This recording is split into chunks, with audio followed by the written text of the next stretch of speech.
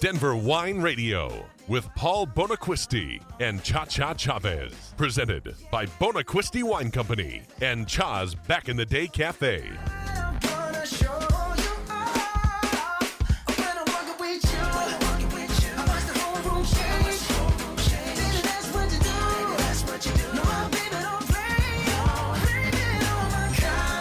You got your tickets to Bruno Mars, Doug?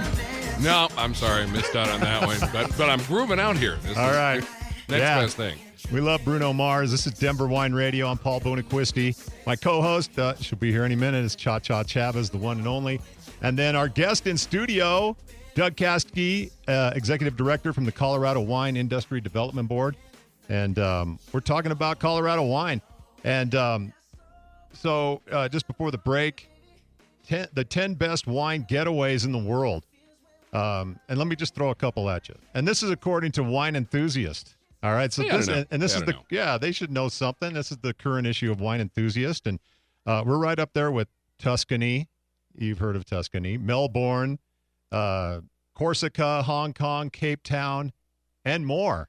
So that's us. We're in more. That's it. The only other U.S. destination was San Luis Obispo in California. So wow, that's awesome. We are way up there and so thrilled and honored. This is just, it's really cool. I mean, Grand Valley, and there's an awesome picture of the Grand Valley in this magazine, and places, where to stay, where to visit, some budget tips, and was everybody jumping up and down on this hit? Oh my gosh, yes. Although there were a couple of wineries who had somehow missed the email, and so when the Grand Junction Sentinel called them, they're like, what? But they were thrilled. That's cool. So yeah, how did this come about?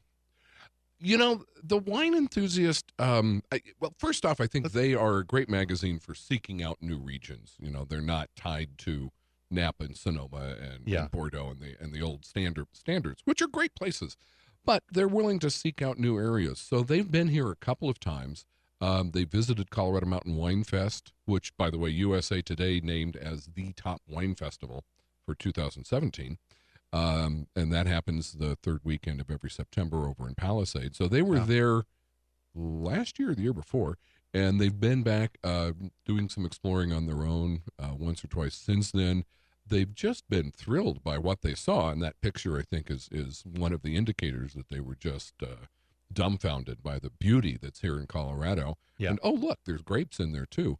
So, they've been following Colorado wine more closely. And that's good. We're just thrilled to death. As we all should. Yes, we should. Especially all of us Coloradans. You would have to look to our backyard for a phenomenal place to vacay and drink some fantastic world-class wines. Absolutely. I've been in the business here in Colorado for, longer than I'd like to talk about. But we are, I think, an extremely fortunate state because of Aspen and Vail and Telluride. Our wine market here has more selection and more depth and more interesting things than a wine market of a similar size state that doesn't have those resort destinations.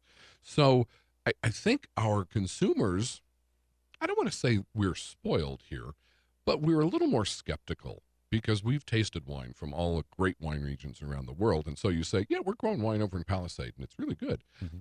People kind of look at you like, you must be insane because you can't grow grapes here in Colorado. As somebody told me once, you can't grow grapes in Colorado because the soil's frozen 12 months out of the year. Oh, is that right? Yeah. My garden is not aware of that.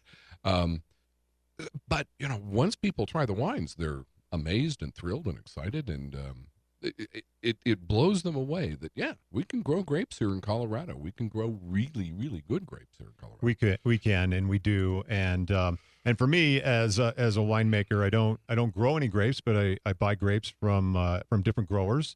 And there's a lot of mom and pops, what I like to call vineyards. So in fact, my Sangiovese guy, who I just hooked up with last year for the 2016 harvest, and he's a retired guy with a 4-acre vineyard of Sangiovese, and it's a 10, 11-year-old vineyard.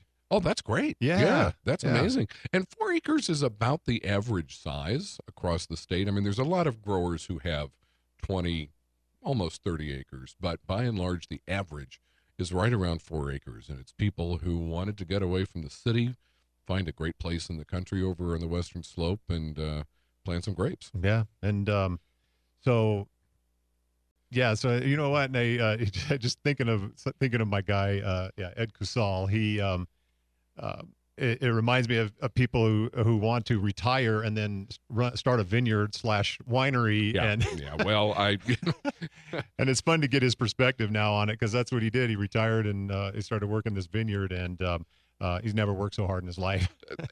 I hear that all the time. Yes, having a vineyard or a winery, people think, oh, that's a romantic, wonderful thing. I want to do that when I retire, but it's a lot of work and a lot of stress, as you know. Oh, man. You're waiting for the wine to ferment. What's going to happen to it? Is it going to be good? Is it going to blow up in the tank? And so you just never know. And with a vineyard, you're always looking at the weather and Oh, yeah. how cold is it going to get? How hot is it? Is it going to rain? So I don't know how you guys deal with the stress. I don't either. So we, I guess we drink our product, we drink our medicine. But when I'm coming up on like almost 12 years. Wow. The doors have been open 11 and a half, but those first couple of years in, I thought, oh yeah, a vineyard looks good. Somewhere down the line. Yeah. And then a couple of winery owners here in the state at different times mentioned to me that they do have vineyards as well. And they said, Paul, you're doing it right because of the Mother Nature stress. Mm-hmm. I mean, you've already got the stresses of the winery, just keeping product correct, and the things you deal with, and of course just business in general. But and I think it's important to focus on what you do best. Not that people can't do both. They do, but making wine is a lot of hard work and requires attention to detail, as does growing grapes, as does all the work that goes into the vineyard. You don't just sit there and wait for the grapes to harvest or to ripen and then pull them off the vines. You've got to do a lot of work leading up to that. You sure do. It's not the the image we all have from worldwide marketing is strolling the vineyard with a glass and looking up at the sky. And no, you're strolling the vineyard with your frost protection device, which is basically a fire on wheels that you're hauling up and down to keep it warm enough so that your vines don't die in December. All kinds of things like that, and fertilizing and pesticides, and actually, I mentioned pesticides, but we're real lucky in Colorado because it's so dry here. We have a much lower pest and disease pressure than, say, other states and other areas in the world. So our growers have to use far fewer chemical inputs to protect the vines than they would if they were growing somewhere else, and that's a real plus. Yeah, that's a big plus. And our altitude, we got it going on. We do. Altitude supposedly, the scientists tell me, makes for more. Now I'm blanking on the word. The good stuff. The dark stuff. the things that give wine its color. The red wine its color, and that's what's really good for polyphenols. Thank you. Yes. Thank you. Yeah. And that also is one of the health benefits for wine. And so with the high altitude here, we tend to get more of those than we would if we were growing grapes down at sea level. Well, that's good. Yeah, and we definitely get more. Style-wise, Colorado wines, and at least in my experience, have been bigger. The reds are bigger, meaning in alcohol as well. So I would just say an average. There's been years. So let's just say 14% alcohol is not uncommon, 14 and a half. But there has been some years, even a couple of years ago, where the climate, just everything ripened up. Maybe it was 2015, ripened up real evenly. And I had some 13% red wines. I had one that was 12 and a half. And it was just incredible.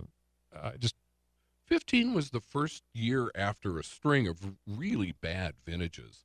And so I think the vines were kind of stretching their legs and getting back into the groove and created some wonderful grapes in 15. And actually 15, 16, 17 have all been outstanding vintages for us here in Colorado. Yeah. Yeah, maybe we'll get into some more of that coming up, and also Cha-Cha Chavez will be here. I promise you, because we're going to talk some old school and do what we're supposed to be doing, which is wine and music here on Denver Wine Radio. We're on Mile High Sports.